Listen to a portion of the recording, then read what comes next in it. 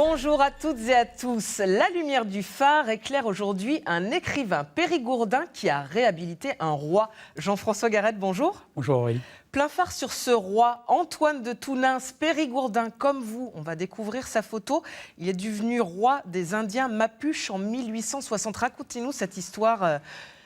Oui, alors, vous lui ressemblez quand même, il faut le dire. Ça, j'étais sûr que j'allais y avoir Vous droit. ressemblez à ça. Évacuons déjà ça, cette ressemblance. Oui, alors à 6 km du village d'Hautefort, d'où ma famille et mon père étaient originaires, en Dordogne, il y avait un petit panneau marqué Tourtoirac, 6 km, tombe du roi d'Araucanie. C'est vrai que je connaissais l'histoire quand je venais gamin en vacances à Hautefort. Et puis j'ai oublié, j'ai fait d'autres trucs après, j'ai écrit des bouquins sur d'autres sujets, sur les troubadours, sur la culture, la langue occitane. Et puis il y a 10 ans, je ne sais pas trop ce qui m'a pris, j'ai été voir cette tombe, toute modeste, où il est marqué Antoine de Tounins, roi d'Araucanie et de Patagonie, 1825-1878, parce que le gars est mort relativement jeune. Et les seules choses qu'on connaît sur le gars, généralement, c'était de dire que c'était un mytho, un escroc, un gars qui n'était pas vraiment sympathique. Quand on se déclare roi des Mapuches, on se demande. Le côté roi à mauvaise presse, y compris aujourd'hui dans une république française, enfin en théorie, république. Et je me suis dit, mais qu'est-ce qu'on sait de vrai sur le gars? Et alors des romans, il y en a en France, il y en a beaucoup d'ailleurs au Chili, en Argentine. Mais je me suis dit, au niveau historique, parce que le nerf de la guerre, il est là. Et j'ai eu l'idée de prendre un billet d'avion il y a 9 ans maintenant, juste pour aller voir à Santiago de Chile s'il y avait des choses dans les archives, avant ensuite de me dire d'aller voir dans la cordillère des Andes, partir à la rencontre de ces communautés d'Amérindiens Mapuche, pour voir s'ils avaient gardé des souvenirs de ce gars-là. Et donc vous avez mené une vraie enquête à partir d'un... Oui, c'est 8 ans de boulot, de travail dans les archives, parce qu'il faut savoir qu'aux archives à Santiago de Chili, il y a des masses de documents, d'archives militaires, diplomatiques, judiciaires, et je n'avais pas encore été en Argentine, et j'y suis allé après. Et puis ensuite, de rencontrer le peuple mapuche, d'essayer de gagner leur confiance, ça n'a pas été simple, mais ça a fonctionné, et puis j'ai eu l'autorisation de pouvoir écouter les légendes des anciens. Et petit à petit, s'est dessinée une histoire qui était loin d'être une blague ou une bouffonnerie, mais une histoire vraie, une histoire dramatique. En fait, un incroyable western, parce que quand j'essaye de faire la promo de mon bouquin, je dis toujours que, pour gagner du temps, sans rien changer à l'histoire d'Antoine de Tounins, si le gars avait été anglais ou américain, je suis sûr d'une chose, aujourd'hui, il y aurait 10 westerns à Hollywood. Mais comme le gars est français et puis du sud-ouest, c'est une blague. On ne le connaît pas. On le connaît très peu. Donc vous avez pu vérifier qu'il était effectivement roi au XIXe siècle. Oui. Des Mapuches, qui sont ces Indiens? Alors, c'est un peuple amérindien qui vit dans la cordillère des Andes depuis la nuit des temps. Et c'est des farouches guerriers, c'est des Indiens des montagnes. C'est une mentalité un peu, alors pour aller vite, un peu comme des Basques, des Corses, des Kabyles, des Berbères, des Afghans. Bref, c'est du têtu. C'est les seuls à avoir battu les Incas. C'est les seuls à avoir battu les conquistadors, il faut le savoir. Et à l'époque où Antoine de Tounins débarque au Chili en 1858, un grand chef mapuche qui est sorcier, qui s'appelle Manil, est extrêmement inquiet parce qu'il voit bien que les Chiliens et les Argentins font comme les Américains en Amérique du Nord. Ils avancent de plus en plus, et puis si les Indiens se révoltent, ils les massacrent. Et ce chef sorcier qui s'appelle Manil va faire une série de rêves assez incroyables qui le perturbent, parce que ces rêves lui annoncent l'arrivée d'un roi qui viendrait aider les Mapuches. Enfin, c'est une espèce de prémonition. Et comme c'est un sorcier, il va en parler aux femmes sorcières qui sont très importantes dans la culture mapuche et qui sont les Machi, pour expliquer ses rêves. Et le peuple mapuche est dans l'attente de l'arrivée d'un grand guerrier, d'un roi qui pourrait les aider.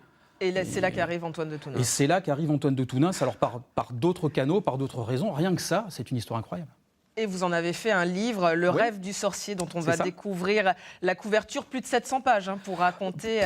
plus de 700 pages pour raconter la première partie de l'histoire d'Antoine. Et que la première partie en plus. Ouais, parce que le deuxième tome va sortir prochainement, pour ceux qui ont eu le courage de lire le premier, avec un masque qui représente une divinité qui s'appelle Hoyon, qui là aussi est censé amener des bonnes ondes. Alors les Mapuches m'ont dit, mets le masque sur la couverture de ton bouquin, ça aidera, et puis ça a aidé.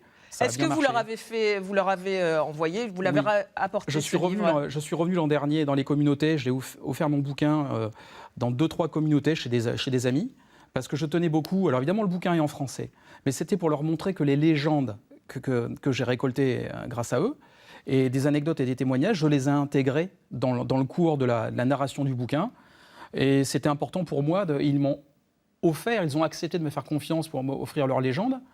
Eh bien, en retour, j'offre mon bouquin. Et je ferai la même chose pour la deuxième partie qui amènera la suite et la fin d'une histoire qui se finit bien sûr de manière tragique, parce que malheureusement, les Amérindiens, à la fin, dans les westerns, c'est souvent eux qui perdent. Aujourd'hui, Antoine de Tounins est reconnu à sa juste valeur en Dordogne, déjà non loin d'Hautefort, Oui. votre commune, votre royaume à vous Oui. d'origine. C'est ça. Il y a un royaume d'ailleurs d'Araucanie en exil à Tourtoirac. Oui, parce que le titre s'est maintenu après la mort d'Antoine. Comme ça se passe chez les Mapuches, comme ça se passe en franc-maçonnerie aussi. Antoine de Tounins était franc-maçon, même si après il a eu des rapports compliqués. Ça se passe un petit peu par cooptation. Et donc, après sa mort, ses lieutenants, ses ministres, parce qu'il avait une cour, ont gardé le titre. Et alors, certes, dans des conditions des fois acrobatiques, mais pas plus, pas moins que d'autres royautés en exil dans d'autres pays.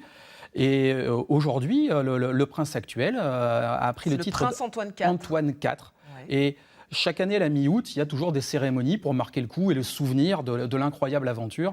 Alors l'histoire, mais l'actualité aussi de ce royaume en exil et de ce qui arrive au peuple mapuche, parce que malheureusement, ça reste très compliqué, et y compris aujourd'hui côté Argentine et côté Chili pour le peuple mapuche. Qu'est-ce que cette enquête que vous avez menée pendant 8 ans entre l'Amérique du Sud et la Dordogne a changé dans votre vie? Est-ce que vous êtes toujours aujourd'hui médiateur culturel? Je suis médiateur culturel, et je vis de ça.